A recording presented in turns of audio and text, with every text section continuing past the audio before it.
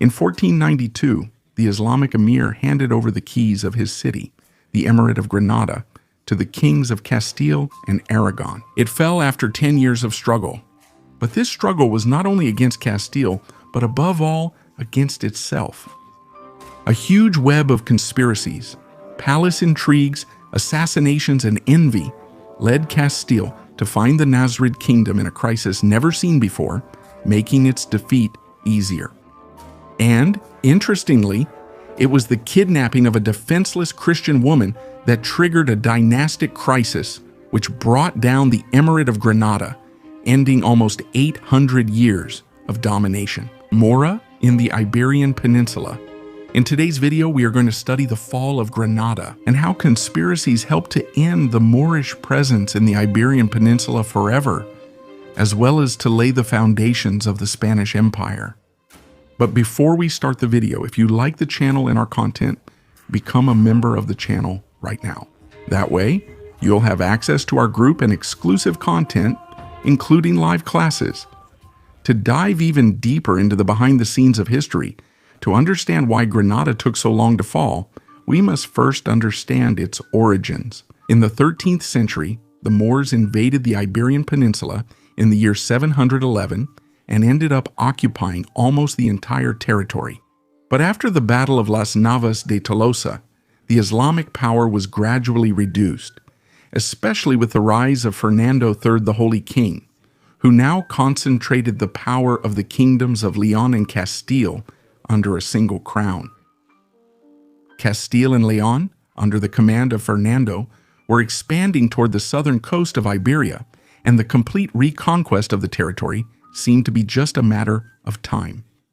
Thus, one of the leaders of Jaén, Ibn Nasr, rebelled against the main leader of the Taifas of Al-Andalus, and this rebellion would help Fernando III to conquer Córdoba. After establishing himself as a leader, this Islamic leader strengthened some cities in the south, such as Malaga and Granada, and agreed to submit to Fernando III of Castile, thus dedicating his vassalage. In this way, he founded the Emirate, rising to power as Muhammad I, the founder of the Nasrid dynasty and the Emirate of Granada. And so, this emirate became a kind of vassal to the King of Castile, always paying tributes, the pariahs, in exchange for protection. However, relations with Castile were not entirely peaceful. The kingdoms coexisted with the payment of tributes, but with the constant postponement of conflicts, always renewing truces. And although we see Granada on the maps as a small territory compared to Castile, the territory was almost impregnable. That's because Granada, just like in the north of the peninsula, is filled with a series of mountain ranges, which make an attack extremely difficult. At the same time, the cities were also extremely fortified. So, attacking a high, well-defended, cold territory full of crossroads and with soldiers willing to fight to the death was a logistical nightmare, which made the emirate survive for a long time as a vassal of Castile. However, Granada's biggest problem was actually internal, due to the high number of betrayals. Unlike the Christian kingdoms, where succession was well defined and established by the kingdom's own law, many Granadan emirs had several wives, changing their successors over time as they changed their preferred wives. We can get an idea of how strong the intrigues and conspiracies were when monarchs like Muley Assem came to power with the support of his brother, Ezegal, overthrowing his own father, Muhammad X, who, in turn, had also overthrown the former emir in a coup. In other words, by this point, conspiracy was the rule in Granada, and the fact that the sultans had multiple wives and concubines only made the situation worse. But the perfect storm takes shape when Muley Assem's troops kidnap a Christian woman named Isabel de Solis at the border to be a concubine in the emir's court. That's because the emir ends up falling in love with her, leading her to embrace Islam with the name Zoraida or Soraya. And when she becomes pregnant, he decides not only that she will be his favorite, but also that her son will be the future emir. This soon attracts the rivalry of Aisha, Asim's first wife, who was the daughter of the former Emir Muhammad IX and had royal blood. She wanted her son, Boabdil, to be the new emir of Granada, not the son of an unfaithful concubine like Isabel. However, her son, Boabdil, was very well versed in literature and poetry, but not very skilled in the art of war. And on the other side of the border, King Fernando was already becoming aware of the intrigues in the Granadan court. A few months earlier, for example, Asim had killed most of the Albinchiragam clan in a hall because of political intrigues. And that same family, in fact, had helped him rise to power by overthrowing his father. The place where the mass murder happened is now known as the Hall of the Albinchiragam in Granada. And so, feeling the power centralized and strong, Asim makes his first move and attacks the city of Zahara de la Sierra.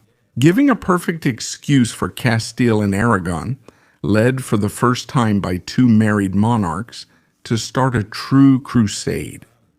However, instead of King Fernando trying to counterattack in the same region where they were attacked, the Castilians made an almost suicidal incursion into the interior of the emirate and conquered the city of Alhama de Granada in the heart of Granadan territory when no one expected it, and this had a very clear objective.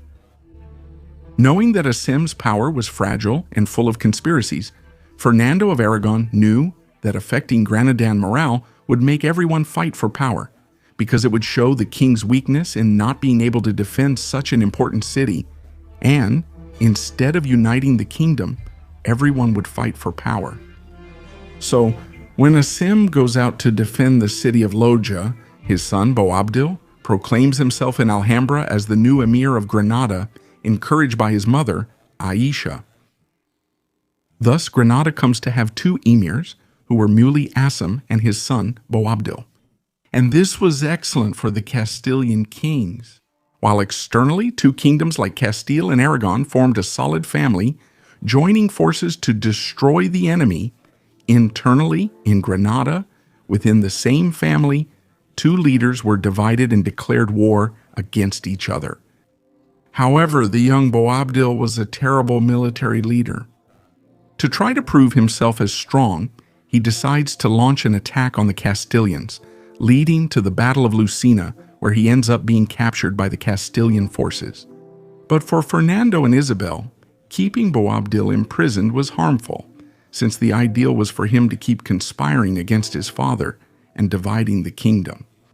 So the Catholic monarchs make a pact with him, in which they support his claims against his father and then release him, but in exchange for keeping his son as a hostage as a guarantee.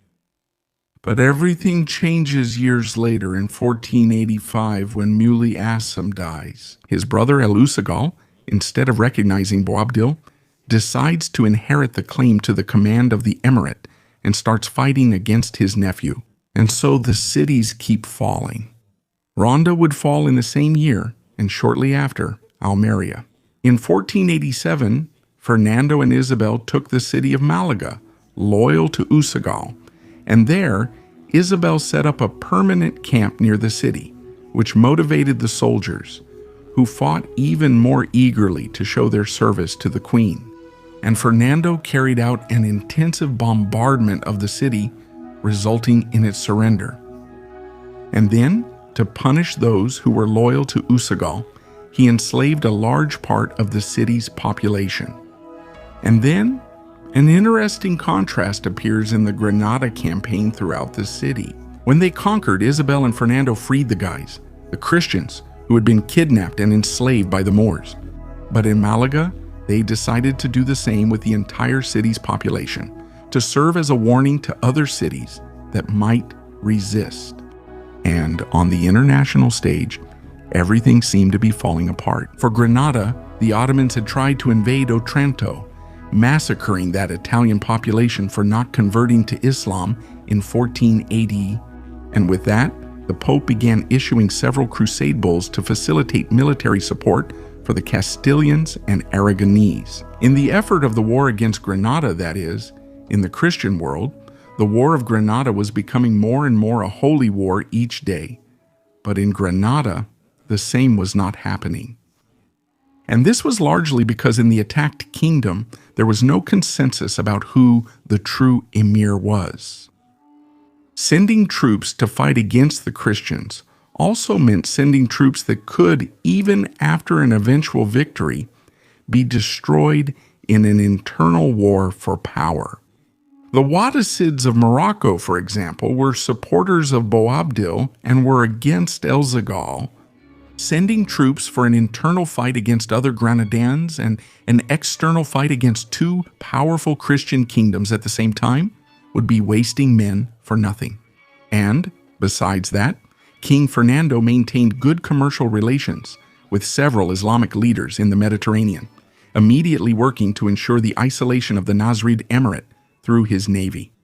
And when Elzaghal gives up in 1489 and Boabdil remains as the only leader of Granada, it was already too late. Isabel and Fernando were already almost at the gates of the capital. By order of Isabel, the Castilians set up a permanent camp in Santa Fe, just 10 kilometers from Granada, and this camp is transformed by her into a city with the tents set up in the summer, giving way to streets, warehouses, walls, and a true permanent military structure, set up to intensify the siege of the Nasrid city. And this happened while the Castilians were practically starving the people of Granada, poisoning their wells, burning their crops, and stealing their food. And what's interesting about King Fernando's strategy is that Granada wouldn't be brought down by cannons, unlike the other Nasrid cities.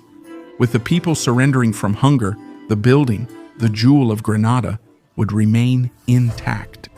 The Castilians offered very generous terms for the surrender of the people of Granada. They could keep their properties and their religion, although this last clause would later be disregarded. And so, after months of starvation, Boabdil finally surrenders. On January 2nd, 1492, Granada falls into Christian hands, with Queen Isabella and King Ferdinand receiving the keys to the city. The gesture is full of respect. The Moorish king is not required to kiss the king's hands, and even when he tries to bow, he is stopped. Boabdil then withdraws with his family to North Africa, and tradition says that as he was leaving the city, he looked at the Alhambra one last time from the top of a hill and wept. His mother Aisha soon came near him and said, "Weep like a woman for what you could not defend as a man." The place is still known today as El Suspiro del Moro, or Puerto del Suspiro del Moro, from where you can have the same view that Boabdil had. And so, more than 700 years of Moorish political presence on the Iberian Peninsula came to an end. And with that, the jewel and beauty of Granada finally passed into Castilian hands.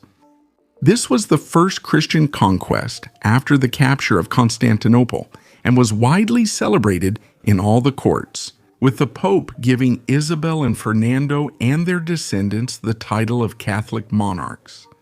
But beyond the grandeur of the conquest, the beauty of its prize has always stood out as well. And one of those who best expressed this was, without a doubt, the Mexican poet and diplomat Francisco de Icaza, who said the famous phrase, "Give alms, woman, for there is nothing in life like the sadness of being blind." In Granada, while Granada was finally falling to the Catholic monarchs, Isabel, still in Santa Fe, decided that she would finance the venture of a persistent navigator named Christopher Columbus. And this would allow him to reach the Americas for the first time in 1492. And what's interesting about all this is that the War of Granada was directly connected to many aspects of the Spanish Empire. Since the emirate was a harsh and difficult territory, the Catholic monarchs had to make intensive use of infantry, which King Fernando combined with artillery. Interestingly, from the infantry of the War of Granada, Gonzalo Fernandez of Cordoba. Later, he would develop the strategy of the tercios, which was widely used in the War of Naples and for almost 200 years in European wars. As for the Aragonese artillery, the Castilians would soon get used to these weapons, which they would soon equip on their ships out at sea. Thus, the fall of Granada happened due to a combination of many factors that made the event possible. If Isabel de Solis had not been kidnapped, the emir would not have fallen in love with her and made her his favorite.